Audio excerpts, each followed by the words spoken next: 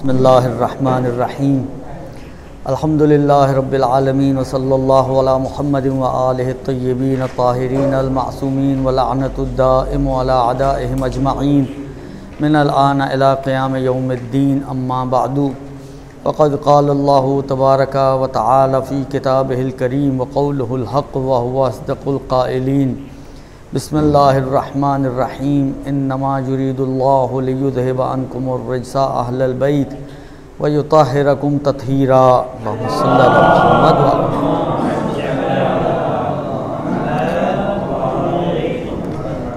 आयत तत्हीर बहुत ही मशहूर व मारूफ़ आयत है और जिसमें परवरदिगार आलम ने अहले बैत ख़ास तौर पे पंजतन की तहारत का ऐलान किया। और इस आयत से ख़ुद अहले बैत अलैहिमुस्सलाम ने कई मवारिद में एहतजाज किया है मुख़ासिमीन के सामने और अपनी बरतरी और फ़जीलत को बयान किया है।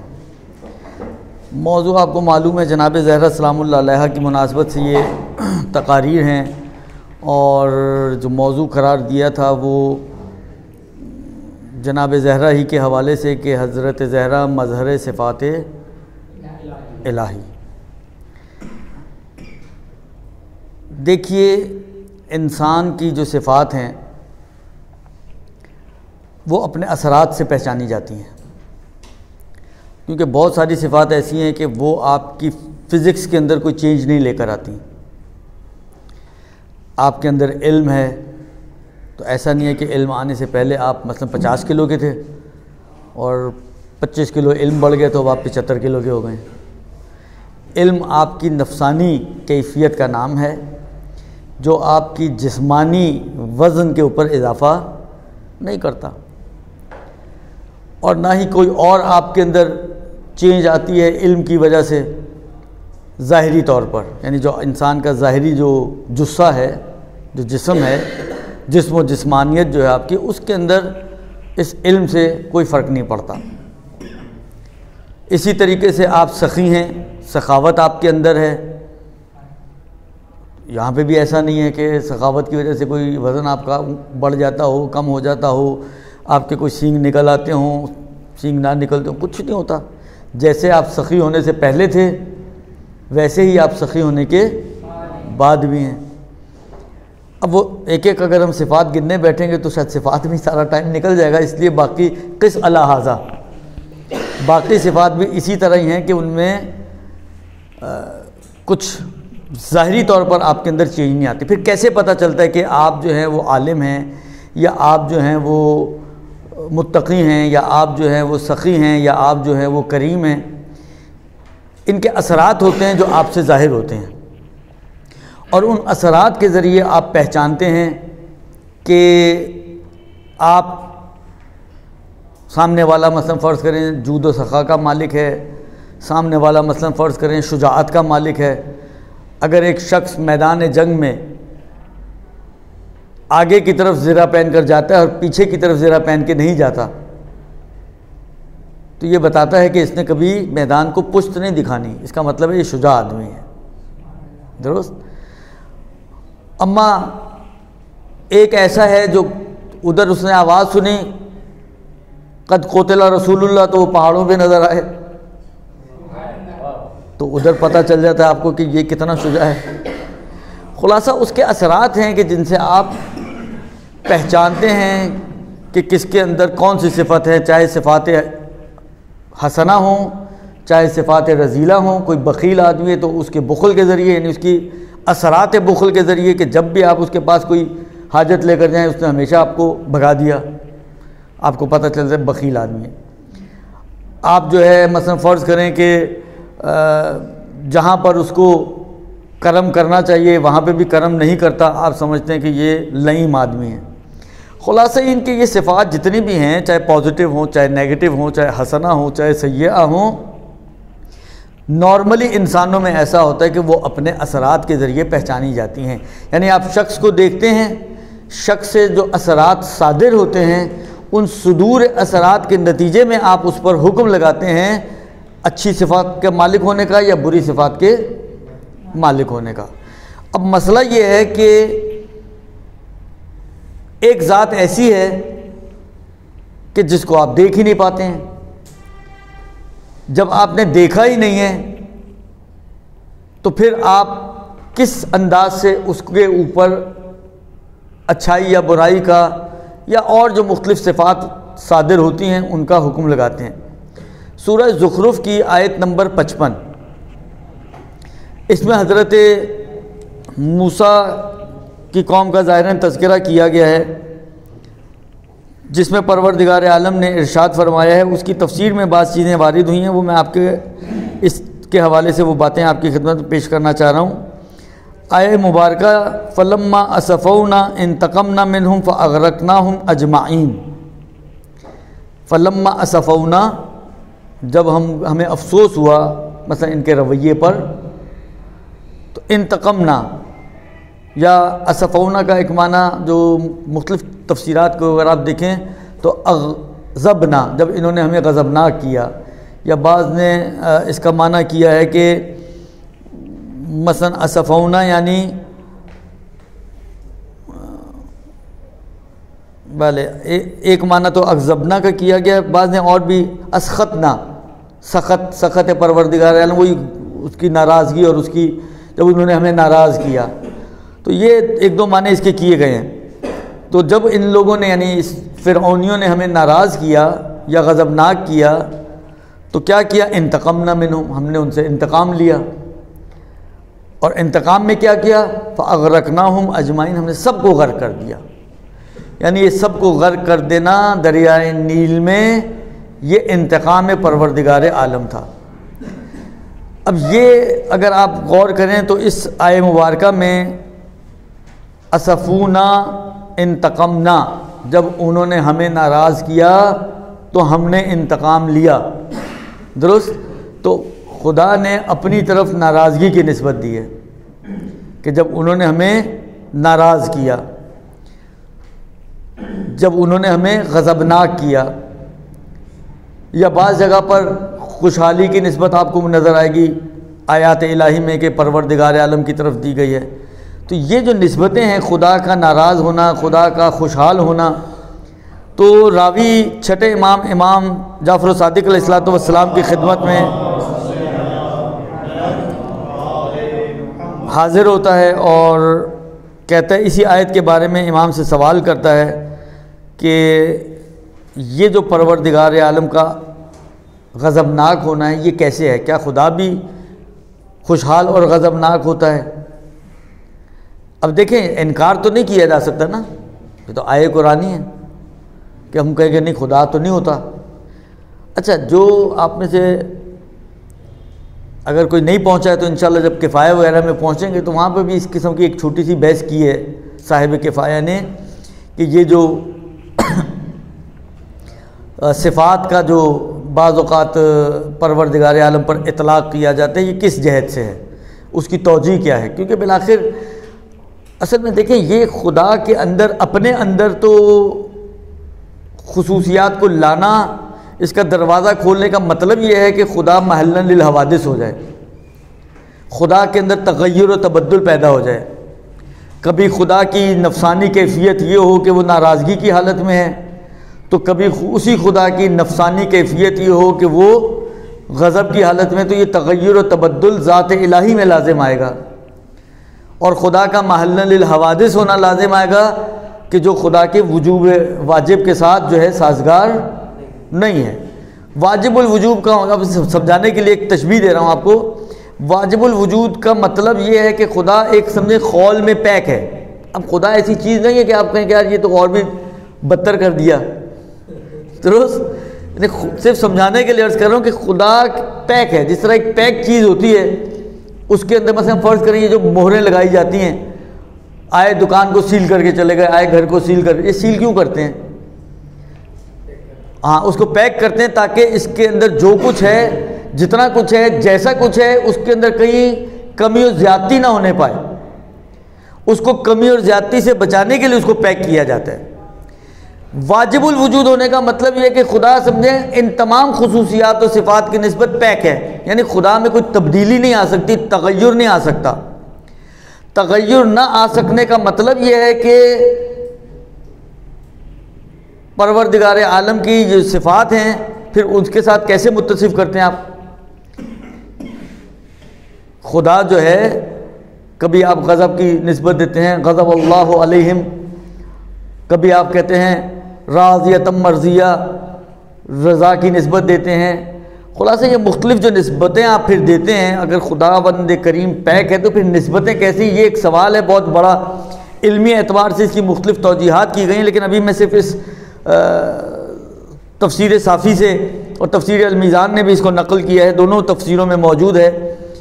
आपकी खिदमत में अर्ज़ कर रहा हूँ कि ये रिवायत उन्होंने वहाँ पर पेश की है छठे इमाम से कि इसकी तौजीह देखिए, एक तो तौजीह है कि आप अक़ली एतबार से इसकी तौजीह करेंगे ना, जो इल्मी एतबार से तौजीहात होती हैं कि जी ऐसी तौजीह हो कोई कि वाजिबुल वजूद होने के साथ भी साजगार हो जाए और ये मसला भी हल हो जाए कि ये खुदा को, जैसा मतलब एक इशारतन अर्ज़ करूँ आपकी खिदमत में, साहिब किफ़ाया कहते हैं कि ये जहाँ पर जिन चीज़ों की निस्बत खुदा की तरफ दी जाती हैं आम तौर ये वो मवारिद होते हैं कि जो तकाज़ा करते हैं कि इंसान को मसलन खुश होना चाहिए।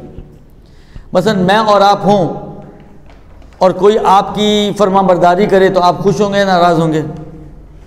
कोई आपकी औलाद है, आपने उनसे कोई काम कहा और उन्होंने आपकी फरमाबरदारी की, इताअत की, नालन बे नालिन आपकी फरमाइशात को पूरा किया, आप खुश होंगे या नहीं होंगे?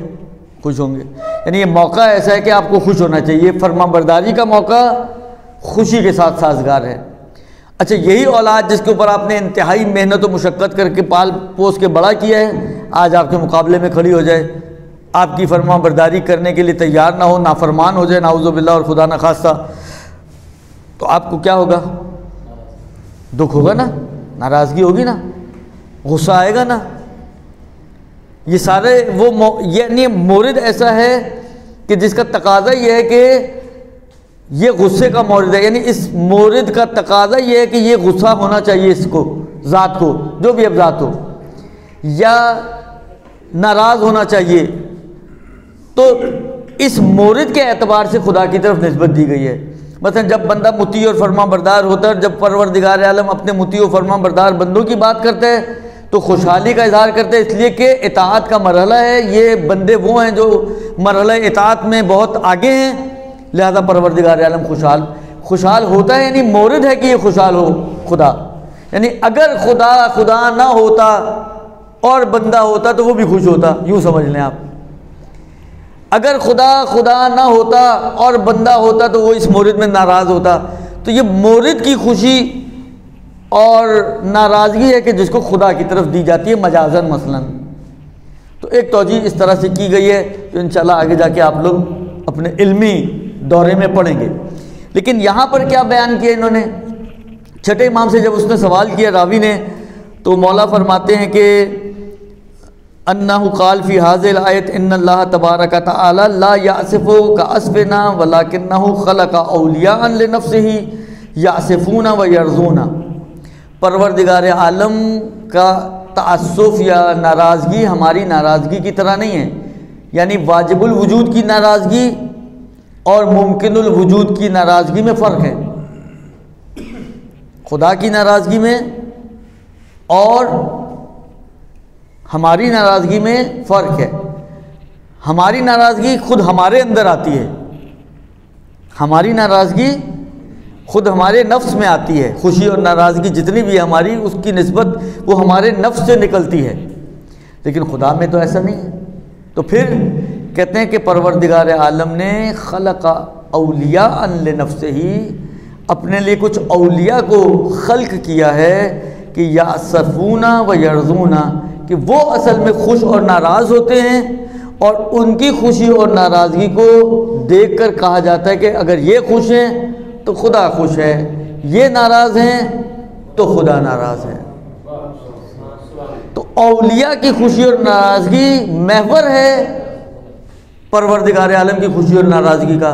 अगर तुम्हें ये देखना है कि खुदा तुमसे राज़ी, तो देखो कि ये तुमसे राज़ी या नहीं।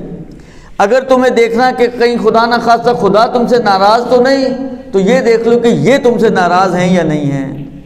फिर भी इमाम फरमाते हैं वहुम मखलूकूना, ये भी खुदा की मखलूक हैं। अब ये शायद अल्लाह कुछ उन लोगों के लिए कि जो इन हस्तियों को खुदा से मिला देते हैं जाके और मुत्तसिफ कर देते हैं खुदाई अनावीन से, तो उसकी खातिर शायद बयान किया हो कि वह हम मखलूकून, यानी ऐसा नहीं है कि खुदा की खुशी और महवर का सबब ये है तो ये खुद ही खुदा हो गए, ये खुद खुदा नहीं है, ये मखलूक हैं। हम मखलूकून मरबूबून, खुदा की तरबियत शुदा हैं, इनकी तरबियत खुदा ने की है। फ़जअल रिज़ाहुम रिज़न लिनफ़्सिह, या रिज़ा नफ़्सिह, तो परवरदिगार आलम ने क्योंकि ख़ुद तरबियत की है, लिहाजा इनकी खुशी को अपनी खुशी और इनकी नाराज़गी को वसख़तहुम सख़त नफ़्सिह, अपनी नाराज़गी करार दिया है।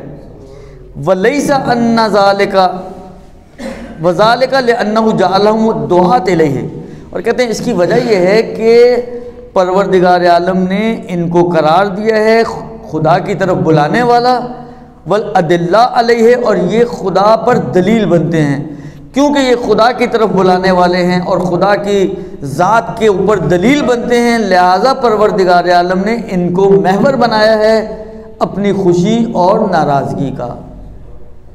अब यहाँ पर ये रिवायत जो बतौर उमूम और बतौर कुल्ली एक बात कर रही है कि औलिया, कुछ औलिया खल्क किए हैं खुदा ने कि जिनकी खुशी खुदा की खुशी, जिनकी नाराज़गी खुदा की नाराज़गी। अब जिसके अंदर ये सिफत आपको मिले, चाहे वो मर्द हो चाहे वो जन हो, चाहे वो छोटा हो चाहे वो बड़ा हो, समझ जाएं कि वो औलिया अल्लाह में से है। लिहाजा अब यहाँ पर अल्लाह के रसूल की वो बहुत ही मशहूर और मारूफ रिवायत को आप ज़मीमा करें, सुगरा कुबरा बनाएं ज़रा। ये कुबरा हो गया, अब सुगरा लेकर आते हैं हम कि फ़ातिमा ज़हरा के बारे में रसूल खुदा ने क्या फरमाया, जो अहले सुन्नत ने अपनी किताबों में नकल की है, इन्नल्लाह यर्ज़ा लिरिज़ा की व यग़ज़िबु लिग़ज़बिक। ए फ़ातिमा, परवरदिगार आलम तेरी खुशी में खुश होता है और तेरी नाराज़गी में नाराज़ होता है। यानी बिल्कुल बेआईनी वही बात जो छठे इमाम अपने दौर में आकर इन औलिया के लिए बयान फरमा रहे हैं। छठे इमाम का कुबरा देने से पहले रसूल खुदा ने उसका सुगरा बयान किया है। छठे इमाम का कुबरा बयान करने से पहले रसूल खुदा ने उसका सुगरा बयान किया है। हाज़ही मा यर्ज़ा बिरज़ा रज़ाहा अल्लाह व मा, मतलब बहुत ज़्यादा हो गया, थोड़ा हल्का हो जाए तो अच्छा है। वह यग़ज़िबु लिग़ज़बिहा अल्लाह, ये वो हैं कि जिनकी खुशी में अल्लाह खुश और जिनकी नाराज़गी में अल्लाह नाराज़। और फिर कुबरा लें कि कुल्लु मन काना हाकज़ा फ़हुव औलिया लिल्लाह, जो भी ये खुसूसियत रखता है तो वो अल्लाह के औलिया में से है। नतीजा निकलेगा कि फ़ातिमा ज़हरा औलिया अल्लाह में से है। तो ये तो एक बहुत ही उमूमी रिवायत है जो बयान कर रही है कि ये मज़हर खुशनूदी और नाराज़गी परवरदिगार आलम है। ये मज़हर खुशनूदी और नाराज़गी परवरदिगार आलम है। ये औलिया तमाम के तमाम, देखें ख़त्मी मरतबत से लें आप, अमीरुल मोमिनीन पर आएँ आप, अमीरुल मोमिनीन से लें आप, जनाब ज़हरा पे आए, जनाब ज़हरा से लें और इमाम ज़माना तक आप पहुँच जाएँ। ये पूरी की पूरी 14 की 14 कड़ियाँ मज़हर सिफ़ात परवरदिगार आलम है। अगरचे अमीरुल मोमिनीन के बारे में तो ये अलक़ाब मिलते हैं, लेकिन बाकी आइमा भी ऐसे ही हैं, रसूल खुदा भी ऐसे ही हैं। मगर रसूल खुदा के बारे में नहीं कहा कि मा रमा इज़ रमैता वलाकिन्नल्लाह रमा, कहा ना, यानी उनका फ़ेल वो अल्लाह का फ़ेल है, यानी अल्लाह के फ़ेल की झलक आपको रसूल खुदा के फ़ेल में नज़र आ रही है। दुरुस्त। इसी तरीके से इन्नल्लज़ीना युबायिऊनका इन्नमा युबायिऊनल्लाह, ए रसूल जो तेरी बैत करते हैं वो तेरी नहीं खुदा की बैत कर रहे हैं। तो बैत खुदा का मज़हर क्या बन रहा है? बैत रसूल। दुरुस्त। मन युतिइर रसूल फ़क़द अता अल्लाह, जिसने रसूल की इताअत की उसने अल्लाह की इताअत की। इसका मतलब है इताअत रसूल का मज़हर क्या हो रहे हैं? परवरदिगार आलम का ये हबीब। और देखें, इताअत रसूल इताअत अल्लाह, बैअत रसूल बैअत अल्लाह, रमी रसूल रमी अल्लाह, और फातिमा ज़हरा बिज़अतुर रसूल हैं। फातिमा ज़हरा बिज़अत रसूल हैं। इसका मतलब देखें, बिज़अत हमारे आमतौर पे माना अच्छा नहीं करते हैं। फातिमा जिगर का गोशा नहीं है, वजूद रसूल का टुकड़ा है। बज़अतुम मिन्नी यानी मेरा टुकड़ा, ना बिज़अतुम मिन जिगरी। जिगर का लफ्ज़ तो नहीं इस्तेमाल किया रसूल ने। पता नहीं उलमा कहाँ से जिगर का टुकड़ा माना कर दिया उन्होंने, हालांकि इस रिवायत में कहीं लफ्ज़ जिगर इस्तेमाल नहीं हुआ है। आप लोग माशाल्लाह अहले इल्म, अहले तहक़ीक़, मुहक़्क़ीक़ीन हो, मुबल्लिग़ीन हैं। उससे अच्छी जगह तो दिल है, फिर दिल का टुकड़ा बोलते हैं।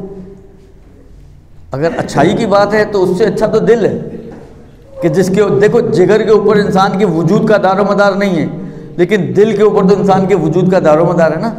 तो दिल बोलते तो शायद ज़्यादा बेहतर था जिगर की निस्बत। हालांकि इस रिवायत का जो माना है वो ये है, बिज़अतुम मिन्नी, मेरा टुकड़ा है। बिज़अ यानी टुकड़ा, मिन्नी। आप माशाल्लाह अदबियात सारा सबको, अब क्या आप लोगों को मैं चिरागों को क्या मैं सूरजों को रोशन चिराग दिखाऊं। मिन्नी इजाफा हुआ या मुतकल्लिम की तरफ, मिन्नी मेरा टुकड़ा। तो टुकड़ा मेरा बन रहे हैं, तो फिर जिगर बीच में कहाँ से आ गया? मेरे टुकड़े का मतलब यह है कि जिगर का भी टुकड़ा है, दिल का भी टुकड़ा है, हर पूरे वजूद का टुकड़ा है। तो जितनी खुसूसियात रसूल के वजूद की हैं, जहाँ जहाँ रसूल मजहर सिफात परवरदिगार आलम है, वहाँ वहाँ फातिमा उस मजहरियत में रसूल खुदा के साथ शरीक हैं। वहाँ वहाँ फातिमा उस मजहरियत में रसूल खुदा के साथ शरीक है। लिहाजा अगर इताअत में रसूल खुदा मजहर बन रहे हैं तो फातिमा भी मजहर बनेगी, अगर बैअत में बन रहे हैं तो फातिमा वहाँ भी बनेगी, अगर किसी और सिफत में बन रहे हैं तो वहाँ पे भी बनेगी। परवरदिगार आलम की आपने सूरह यासीन के एंड में पढ़ते हैं, सूरह यासीन के आखिर में आखिरी आयत किसको याद है? कौन है हाफिज़ कुरान आप में से? इज़ा अरादा अन यकूना शैअन, इतनी तो मुझे भी याद है यार, आप लोगों को भी याद होनी चाहिए। इज़ा अरादा अन यकूना शैअन फयक़ूलु लहू कुन, इरादा परवरदिगार, बस वो इरादा ही उस शै की फ़ेलियत है। आप लोग माशाल्लाह इल्मी लोग हैं, आपने अगर याद हो, आप लोगों के ज़हनों में हो, तो जो इल्लत ताम्मा कब बनती है? भाई खुदा, हम सब की इल्लत खुदा है ना, या किसी को शक है इसमें? हम सब के वजूद की इल्लत कौन है? खुदा। खुदा कब से है?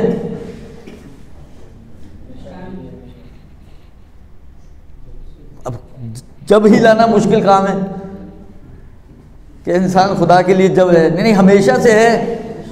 तो अगर हमेशा से है और वो इल्लत है, तो ये कैसे होगा कि इल्लत कब हो और मालूल कब हो? इल्लत और मालूल में तो आप लोग माशाल्लाह फ़लसफ़ा पढ़ा होगा आप लोगों ने, इल्लत और मालूल में जुदाई नहीं हो सकती। जब इल्लत और मालूल में जुदाई नहीं हो सकती तो फिर खुदा, तो हम सबको तो खुदा के साथ ही होना चाहिए था। वो उसका क्या जवाब? यही जवाब देते हैं कि इल्लत ताम्मा उस वक्त बनता है खुदा कि जब खुदा इज़ा अरादा अन यकूना शैअन, इरादा करता है। जब तक इरादा नहीं करता अभी इल्लियत ताम्मा नहीं बनी है, और इल्लत ताम्मा से मालूल जुदा नहीं हो सकता। इल्लत ताम्मा से, देखें ताला है और चाबी है, चाबी इल्लत होती है ना ताला खोलने की, चाबी यहाँ पड़ी हुई है, ताला वहाँ लगा हुआ है, खुल जाएगा, इल्लत है, लगानी पड़ेगी ना। तो इसका मतलब है कि इल्लत ताम्मा को ताम्मा बनाने के लिए कुछ चीज़ें और उसमें डालनी पड़ती हैं। परवरदिगार आलम में जो चीज़ डलती है वो है इरादा परवरदिगार। ये समझें आखिरी जुज़ है इल्लत ताम्मा का। जब इरादा करता है तो फिर कोई फासला नहीं होता। इज़ा अरादा अन यकूना शैअन फयक़ूलु लहू कुन, बस ये कुन फयकून, हो जा तो हो जा, फिर उसमें कोई फासला दरमियान में नहीं आता। ये है खुदा की सिफत। ये खुदा की सिफत है कि वो इरादा करता है और चीज़ मुहक्कक हो जाती है। सिर्फ उसका इरादा ही उस चीज़ को मुहक्कक करने के लिए काफ़ी होता है, फिर किसी और चीज़ की गुंजाइश उसमें और ज़रूरत नहीं रहती है। अब आप गौर करें ज़रा जनाब ज़हरा के ऊपर। ईद का मौका है, बच्चे तकाजा कर रहे हैं कि हमें भी नया लिबास चाहिए। वाक़या तो आप लोगों का सुना भी हुआ होगा और सुनाया भी होगा आप लोगों ने, दुरुस्त। ईद का मौका है और बच्चे तकाजा कर रहे हैं कि हमें लिबास चाहिए। आप में से जिसने भी इस वाक़े को पढ़ा है या सुना है या सुनाया है, कहीं इस वाक़े में ये मौजूद है कि जनाब ज़हरा ने खुदा से दुआ की कि परवरदिगारा मैं इनसे वादा करने जा रही हूँ, तू मेरी लाज रख लेना, ऐसा कुछ? जनाब ज़हरा ने कहा कि दर्जी तुम्हारे कपड़े लेकर आएगा। इरादा है जनाब ज़हरा है फ़कत। और उधर जनाब ज़हरा ने कहा दर्जी लेकर आएगा, फ़यकून, दर्जी कपड़े लेकर आ गया। बीच में जनाब ये है मज़हर सिफ़ात परवरदिगार आलम, ये है खुदा की ज़ात का मज़हर होना कि जो सिफ़ात परवरदिगार आलम की हैं, परवरदिगार आलम इन हस्तियों के ज़रिए अपनी सिफ़ात का इजहार करता है। अगर जनाब ज़हरा ना हो, उनका ये कहना और उधर दर्जी का आना ना हो, तो ये कुन फ़यकून शायद समझ में भी ना आए हमारी। ये कुन फ़यकून हमारी सिर्फ एक लफ्ज़ की हद तक तो ठीक है। देखो, बोलने से इसका मतलब जो भी इंसान बोल रहा होता है ज़रूरी नहीं कि वो समझ के बोल रहा हो। अगर मैं ये कह रहा हूँ कि इरादा कर, जब खुदा किसी चीज़ का इरादा करता है तो कहता है हो जा, तो वो हो जाती है। ये कहना तो कहने को कह दिया, हो जा तो वो हो जाती है, लेकिन 10 सवाल इंसान के जहनों में होते हैं कि ये कैसे हो जाती है। तो जनाब ज़हरा ने बताया कि ऐसे होता है, ये ऐसे होता है। लिहाजा ये अगर अली और औलाद अली ना होते, रसूल खुदा ना होते, तो इंसान खुदा की मार्फत, यानी देखें, कमा हक़्क़ा तो कर ही नहीं सकते ना, ये तो तयशुदा अमर है। खुद रसूल खुदा की हदीस भी है कि खुदा को किसी ने नहीं पहचाना सिवाय मेरे और अली के, और ना ही कोई और पहचान सकता है अहले बैत वगैरह के अलावा, यानी 14 मासूमीन को छोड़ दे, उसके अलावा कुन्ह मारिफत कोई हासिल नहीं कर सकता। हम अपनी, जिसको कहीं बसात की हद तक समझने की कोशिश कर सकते हैं कि हम इन हस्तियों, खुदा की ज़ात को समझें, तो खुदा ने अपनी ज़ात को समझाने के लिए समझे इन 14 हस्तियों को दरमियान में वास्ता करार दिया है कि अगर अब इल्म इलाही की गुफ्तगू होती है, मसले अभी तक हल नहीं हो पाएंगे। इल्म इलाही कुल्लियात के बारे में है, जुज़ियात का, अब ये क्या है क्या नहीं है, बिलाखिर हाल अभी मुझे उस बहस में नहीं पढ़ना, लेकिन कैसा इल्म होगा खुदा का, कितना इल्म होगा, नहीं समझ पाता इंसान। लेकिन जब अली इब्न अबी तालिब अलैहिस्सलाम को देखता है, जब रसूल खुदा को सुनता है कि अना मदीनतुल इल्म, शहर इल्म मैं हूँ, और अली उसका दरवाज़ा है, जब दरवाज़ा ऐसा मजबूत होगा कि जब ज़रबत सर पे लगी हुई है, उस वक्त भी अली इब्न अबी तालिब का जुमला ये था असबक इब्न नुमादा को कि सलूनी सलूनी कब्ल अन तफ़क़िदूनी, ए असबक जो पूछना है पूछ लो इससे पहले कि मुझे खो दो। बंदा सोच सकता है कि यार ये अब कौन सा मौका है सलूनी सलूनी का, अब तो जा रहे हैं आप, अब टाइम ही कितना बचा है, तबीब तो वैसे ही हाथ उठा चुका है, अब आपके पास वक्त ही कितना बचा कि आप ये दावा कर रहे हैं। और वही वाली बात है, कोई सामने आपके कोई मजमा भी नहीं है कि आप कहें कि जी मस्जिद कूफा भरी हुई थी और अली ने सबके सामने एक दावा किया। एक इकलौता बंदा खड़ा हुआ है आपके साथ, जो आपका साथी है, साहबी है, और उसको आप ये जुमला कह रहे हैं, तो शायद मेरे मौला कहें कि सिर्फ ये समझाना चाहता हूँ कि अली के सर पे ज़रबत लगी है, तलवार में जहर था, जहर पूरे जिस्म पर असर अंदाज हो गया, मगर जान लो कि जो अली का वली हुआ करता है, जो खुदा का वली हुआ करता है, उसके दिमाग पर कभी भी असर अंदाज नहीं होती कोई चीज़। तो जब अली के दिमाग का ये आलम होगा तो रसूल खुदा जो मदीनतुल इल्म है उनके दिमाग का क्या आलम होना चाहिए। एक छोटी सी बीमारी से नाउज़ुबिल्लाह हिज़्यान के मरहले तक पहुंच सकते हैं, मगर क्या एक बुखार ही था ना, नकाहत थी, बुखार की कैफियत थी। जब जहर असर ना करे तो बुखार वो तो उससे बहुत हल्की सी चीज़ है, वो क्या असर करेगा। लिहाजा जब इल्म अली को देखते हैं, यानी कहीं आपको कोई बाउंड्री नज़र नहीं आती, कोई साहिल नज़र नहीं आता इस ठाठे मारते हुए समंदर इल्म का, तो इंसान को अंदाज़ा होता है कि यार जब अल्लाह का बनाया हुआ एक बंदा इल्म में इतना बाकमाल है। बात चली कि अरबी ज़बान में अलिफ के बगैर तो बात हो ही नहीं सकती, बगैर अलिफ का बेसाख्ता, जिसको कहें बरजस्ता खुतबा बयान कर दिया। बात आई कि या बगैर नुक्तों वाला कोई लफ्ज़ इस्तेमाल किए कोई बातचीत ही नहीं हो सकती, तो बगैर नुक्तों के खुतबा इरशाद कर दिया। उस वक्त आसमान के रास्तों की बात कर रहे हैं जब लोगों के जहनों में भी नहीं था कि आसमान में भी कोई रास्ते हो सकते हैं। तो जिसके इल्म की कोई साहिल ही नज़र ना आए, जब एक बंदे का इल्म ऐसा होगा तो उसके खालिक का इल्म कैसा होगा। इसी तरीके से जनाब ज़हरा सलामुल्लाह अलैहा, हमारे एक दोस्त खुदा रहमत करे इंतकाल कर चुके हैं, वो उलमाए बलागत के हवाले से नकल कर रहे थे। कहते हैं उलमाए बलागत कहते हैं कि नहजुल बलागा में अमीरुल मोमिनीन ने अपने कलिमात के साथ साथ बाज़ जगह पर आयात से इस्तिशाद किया है, आयात को बेउनवाने दलील लेकर आए हैं। और जनाब ज़हरा ने भी यही काम अपने खुतबे में इरशाद फरमाया है कि आयात भी लेकर आए हैं और अपने कलिमात भी बयान किए हैं।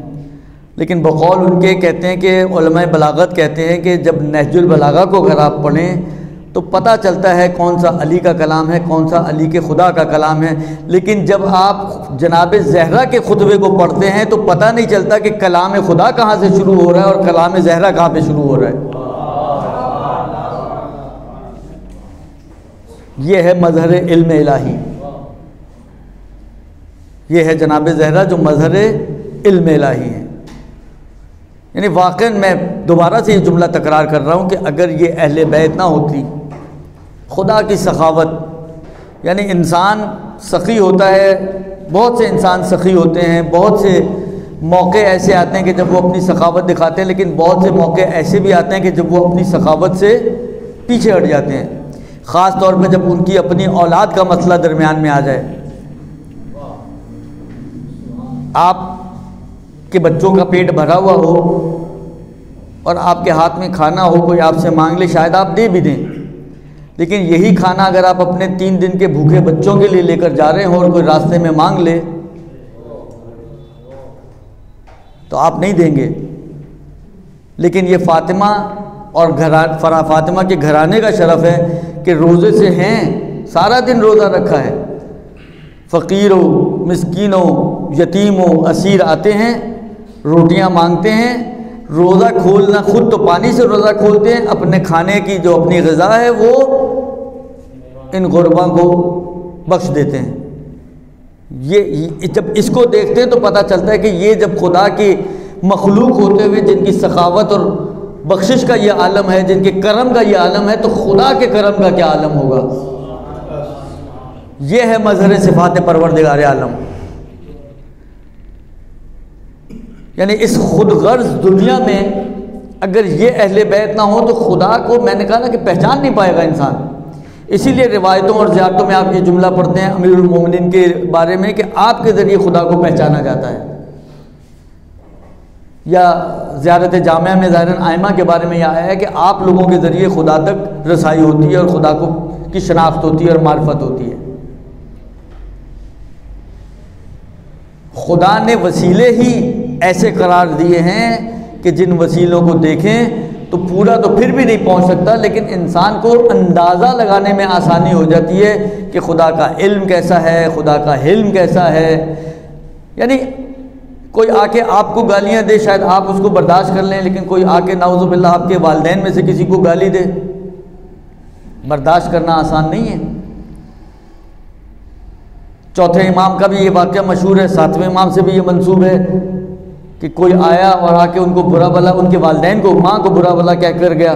चौथे इमाम ने अपने साहबियों से जब कह के चला गया, कहा चलो मेरे साथ इसको जवाब देकर आते हैं। उसके दरवाजे तक पहुँचे, तक्कुल बाब किया। अब पता चला कि अली इब्न हुसैन आए हैं, घबरा गया, कहा अब ये बदला लेने आए हैं। बाहर आया, एक जुमला कहा अगर जो कुछ तूने कहा है वो सच है तो खुदा मेरी माँ को माफ़ करे, और अगर जो कुछ तूने कहा है वो झूठ है तो खुदा तुझे माफ़ करे। ये है हिल्म। अगर ये मजहर हिल्म ना होते इस कायनात में तो हिल्म इलाही कैसे समझ में आता, करम इलाही कैसे समझ में आता, सखावत इलाही कैसे समझ में आती, बख्शिश इलाही कैसे समझ में आती, और जो दूसरी सिफ़ात परवरदिगार आलम है इंसान उस तक उनको कैसे दर्क कर सकता था। कितने बजे तक चलाना है मौल साहब? खूब। तो ये जितनी भी हस्तियां हैं 14 की 14, सबको परवरदिगार आलम ने अपनी शनाख्त का ज़रिया करार दिया है। अपनी मा तशाऊना इल्ला अन यशा, अल्लाह मंशा इलाही का ज़रिया करार दिया है। इनकी मंशा वही है जो खुदा की मंशा है। तो मजहर मंशा इलाही ये हस्तियाँ, मजहर इरादा इलाही ये हस्तियाँ, मजहर इल्म इलाही ये हस्तियाँ, मजहर सखावत इलाही ये हस्तियाँ, मजहर करम इलाही ये हस्तियाँ। यानी जितनी भी सिफ़ात हसना है परवरदिगार आलम की, अगर उन्हें समझना हो अहले बैत की सीरत का मुताला करें। आप लोग दबा के जितना मुताला कर सकते हैं अहले बैत की सीरत का उसका मुताला करें। अहले बैत पर जितना ईमान आपका मजबूत होगा उतना ही ईमान आपका खुदा की ज़ात पे मजबूत होगा, उतनी ही ज़्यादा खुदा की मारिफत आपके दिल में हासिल होगी। आपको एहसास होगा कि जब बंदगान खुदा जिनको खुदा ने खल्क किया है वो ऐसे हैं, तो वो परवरदिगार आलम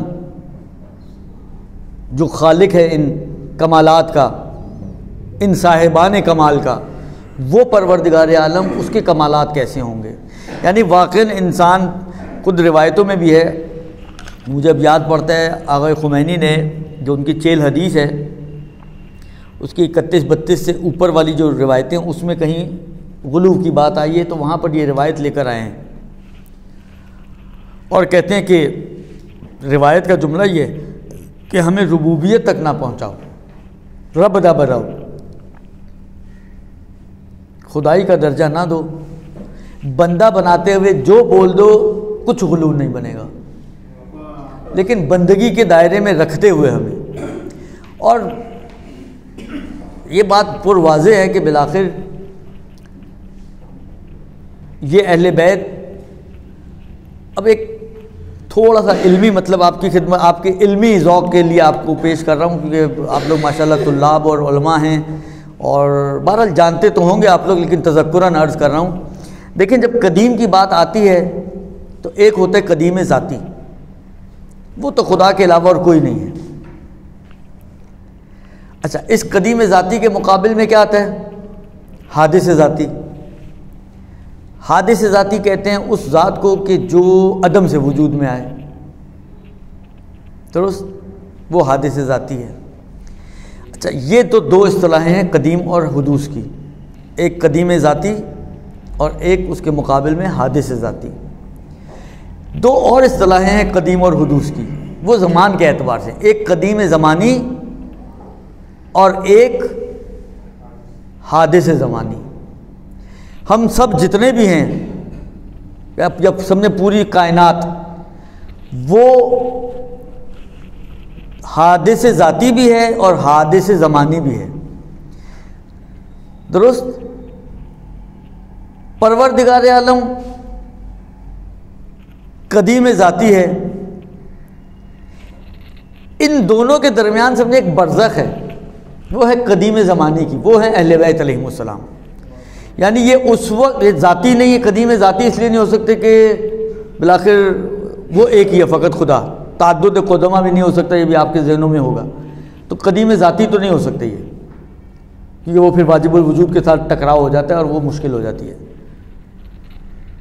लेकिन ये हादिसे ज़मानी भी नहीं है। हादिसे ज़मानी वो होते हैं कि जो ज़माने के बाद वजूद में आए, पहले ज़माना बना हो फिर वो वजूद में। कदीम ज़मानी वो कि ज़माने से पहले वजूद रखते थे, यानी जब ज़माना भी नहीं बना था, कुछ भी नहीं था, हत्ता ज़माना, तब ये थे, तब ये थे। और ये खल्क हुए नूर परवरदिगार आलम से, नूर अज़मत इलाही से। तो खुद ब खुद, यानी अगर आप गौर करें तो काहरी सी चीज़ है ना, जिस तरह अभी फातिमा के, अब सिर्फ बिला तशबीह सिर्फ समझाने के लिए आए, ये खुदा के अंदर इस तरह की चीज़ें अगर बदअज़मी हो जाए तो ये शिर्क तक ले जाती हैं। लेकिन बिला तशबीह सिर्फ समझाने के लिए, जैसे अभी मैंने हज़रत ज़हरा के लिए कहा ना बिज़अतुन मिन्नी, तो जो तमाम सिफ़ात रसूल खुदा हैं उनका एक टुकड़ा जनाब ज़हरा भी है। इल्म रसूल का टुकड़ा जनाब ज़हरा, हिल्म रसूल का टुकड़ा जनाब ज़हरा, करम रसूल का टुकड़ा जनाब ज़हरा, शुजाअत रसूल का टुकड़ा जनाब ज़हरा, यानी जितनी भी खुसूसियात रसूल की हैं उन सब के अंदर जनाब ज़हरा शरीक है टुकड़ा होने के एतबार से। जब नूर मोहम्मद वाले मोहम्मद निकला है नूर अज़मत इलाही से, तो खुद ब खुद उसकी सिफ़ात की झलक तो इन नूरों में, अनवार में आएगी या नहीं आएगी। लिहाजा खुद ब खुद ये सारे के सारे अनवार, 14 के 14 अनवार मज़हर सिफ़ात परवरदिगार आलम बन जाएंगे। अब ऐसा नहीं है कि मज़हर सिफ़त सिर्फ अमीरुल मोमिनीन अली इब्न अबी तालिब है, वो क़तअन है, लेकिन बाकी आइमा जनाब ज़हरा, रसूल खुदा, ये सब के सब मिलाकर, इसलिए कि सब का नूर एक है, कुल्लुहुम मिन नूरिन वाहिद, वो नूर कुल्लुहुम मिन नूरिल्लाह। तो अब यहाँ पे भी एक सुकरा कुबरा बना लें आप लोग, नतीजा निकलेगा कि खुद खुदा की सिफ़ात की झलकें। देखिए ये तरश्शुही है, ये तरश्शुही है कि खुदा से इनका नूर मुतरश्शे हुआ है, यानी उससे समझें छींटें हैं उसके नूर की। लिहाजा उसकी सिफ़ात की छींटें, जिनकी छींटें इतनी मजबूत हों तो असल सिफ़त कितनी बड़ी होगी, किस कमाल पर होगी, किन खुसूसियात की हामिल होगी। जब इसकी सिफ़ात की जब छींटें इनमें आई हैं और उसकी हद व हुदूद नज़र नहीं आती हमें, तो जहाँ से वो छींटें चली हैं उसकी हद व हुदूद कैसे नज़र आ सकती है। वो खुद ब खुद लामहदूद बन जाएगा, वो खुद ब खुद इनकी तो फिर हदबंदी आकर वही वाजिब के मुकाबिल में बिलाखिर हैं तो मुमकिन वजूद ना, इम्कान के अंदर आके इनकी एक जगह पर आप एक बाउंड्री तो निकाल सकते हो ना, बना सकते हो, मुमकिन होने के नाते, चाहे इंतहाई बुलंद हो। आप लोगों ने इस्तिसाब तो पढ़ा होगा, देखें कहाँ से कहाँ की बात आ जाती है। इस्तिसाब पढ़ा ना आपने, इस्तिसाब के बारे में उलमा क्या कहते हैं कि आया ये असल है या अमारा है। कहते हैं अक्सर का नज़रिया ये है कि ये है तो असल, लेकिन ऐसी असल है कि जो अर्शुल उसूल व फर्शुल अमारात, अर्शुल उसूल यानी उसूल में सबसे ऊपर, और अमारात के एतबार से देखें तो अमारात का एंड समझें, दुरुस्त।